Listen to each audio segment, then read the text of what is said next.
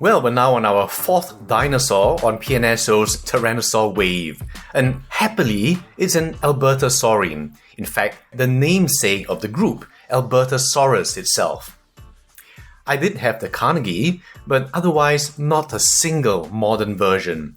I might still get the wonderful Dark Watson Sculpt here, but really just stayed by the hideous coloration. But meanwhile, I'm happy to have this. This is Wally, the Albertosaurus, his 27.5 centimeters or 10.8 inches from snout to tail tip.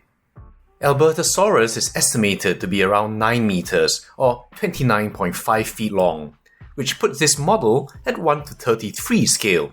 Now Zhao Chuang in his video states it could reach 9 to 10 meters or 32.8 feet. If that's the case, then 27.5 centimeters could stand for a 1:35 at the 9.6 meter or 31.5 foot length.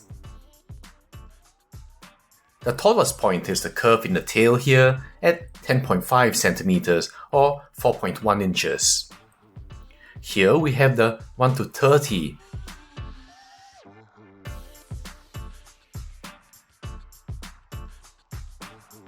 And 1:35 wonder artistic models humanoids, which should nicely bracket the scale.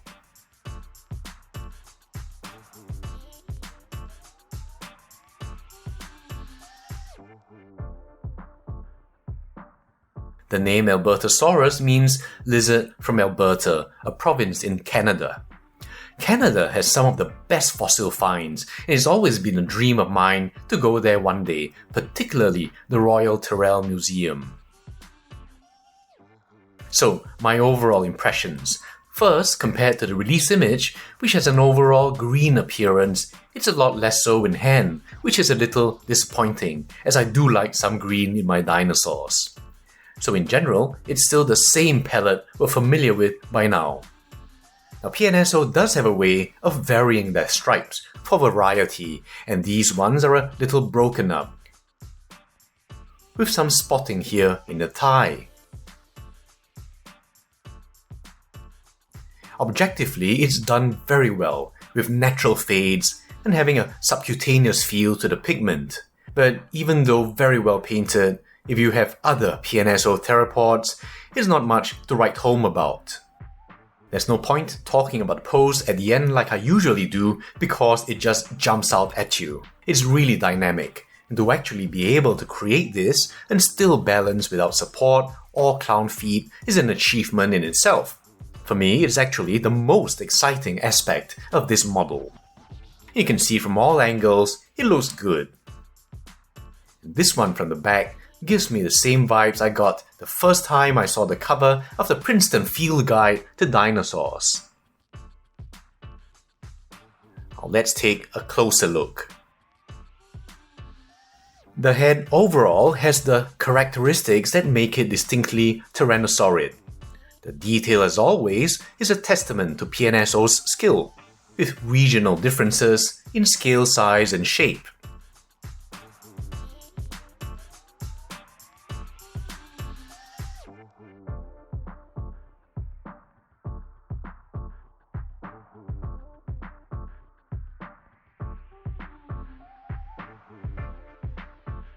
Now there are areas that will likely draw argument.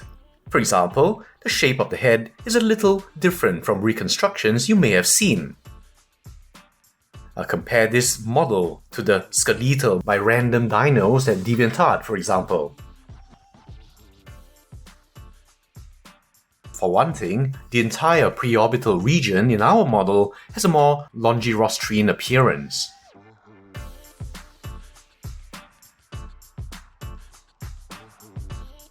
Then look at this one by Hank Sharp, a very well-respected paleoartist who's also a paleontology student at the University of Alberta with access to many actual fossils.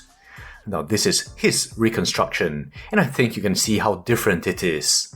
According to him, this was drawn from a disarticulated skull that had been reassembled and had almost no deformation. The back of the skull also differs. Now, another interesting aspect is the rather, shall I say, dragon-like appearance of the head, thanks in large part to the form given to the keratinous structures. Because of the concavity in the lacrimal horns, for example, it has a rather thorny, spiny appearance. And then the nasal area. Cao Chuang notes the extensive rugosity here, suggesting very generous keratin in the live appearance of the animal.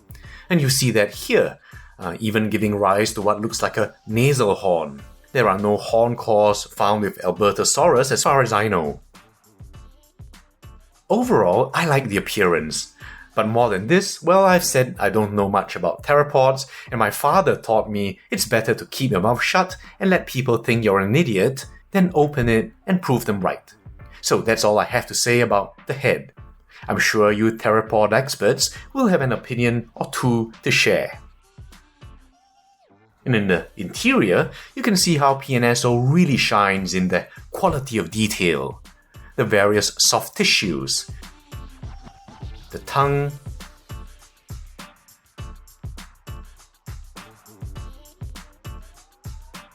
the choanal openings in the palate. If I can just get it to focus. The teeth have no overruns I can see, which is a very good thing. They do have blotches, which might be intentional suggestions of staining.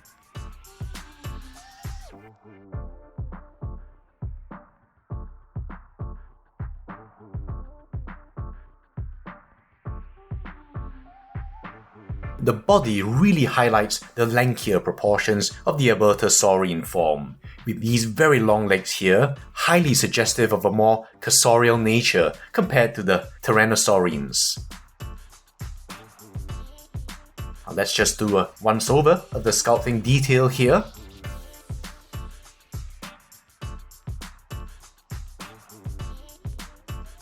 As always, very beautifully sculpted scales.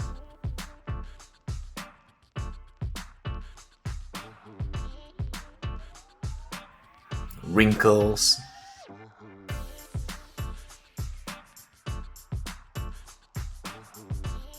and other textures throughout.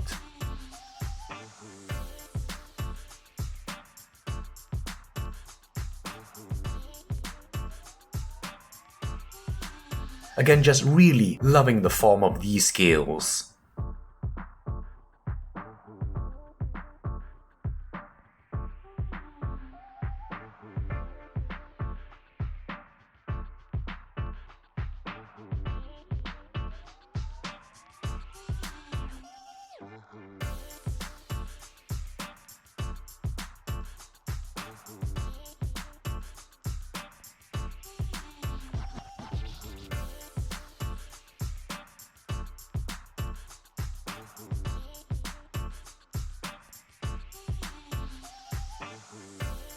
Look at the arms.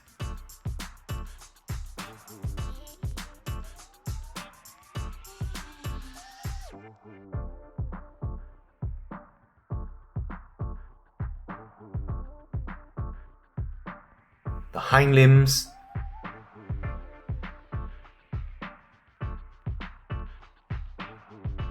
Then down the legs.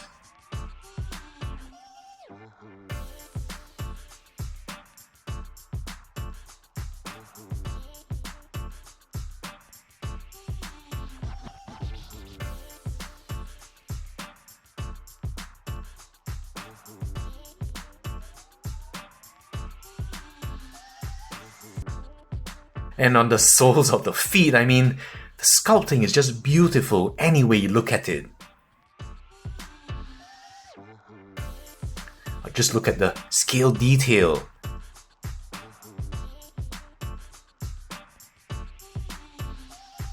The scutes here. The natural folds. Just in this one area, you see why PNSO still stands strong.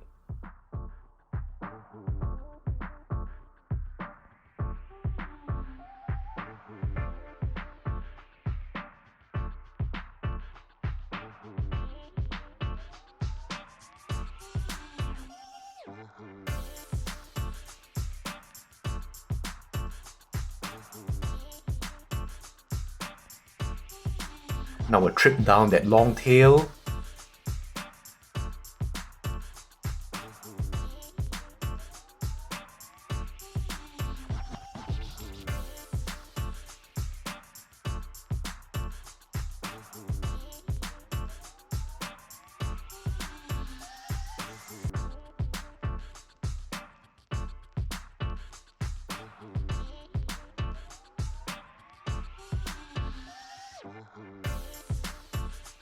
And the underside.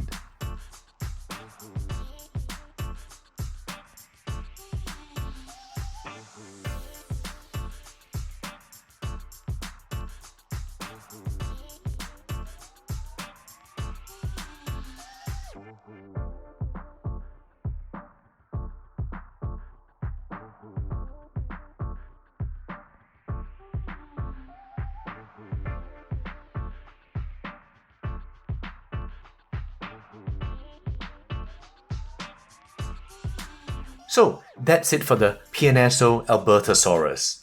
Let's do some comparisons. First, we'll look at the PNSO Cameron T-Rex. The namesakes of each clade will quickly help you understand the obvious differences between the albertosaurines and the tyrannosaurines. Just overall much smaller, less robust, with very obviously leggier proportions. The albertosaurines are more built for speed, and the tyrannosaurines for comfort.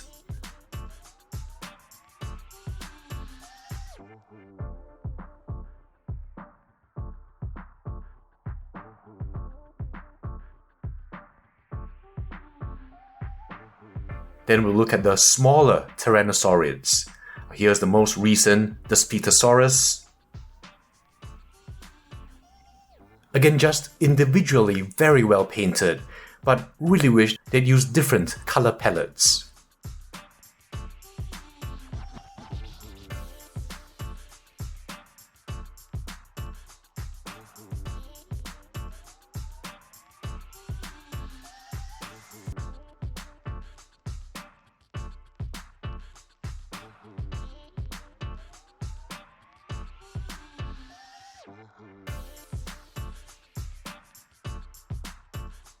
The Litronax, still the best painted of all PNSO's tyrannosaurs so far.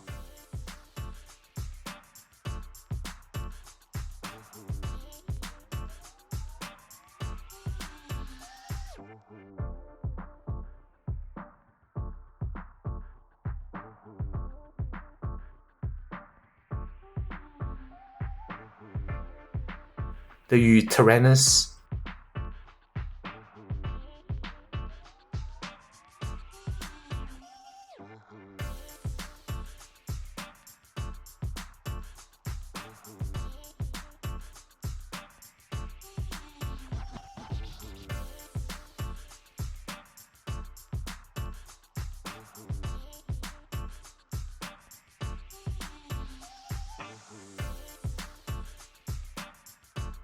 And just for a size reference, the original Wilson T-Rex.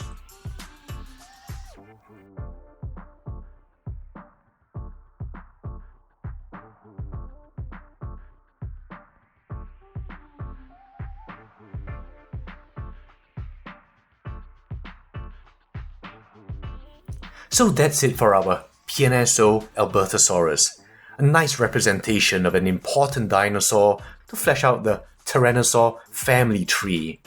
Now we've had a glut of them in recent times.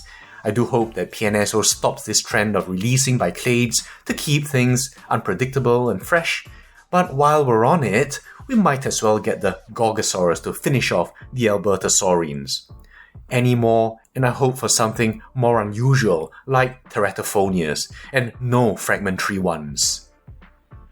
Sculpt and paint application is outstanding as always. The paint, however, if only they just did everything the same but with different colors, it would really be an infusion of fresh air into the vibe of these masterful sculpts. Let me know what you think, and I'll see you in the next video.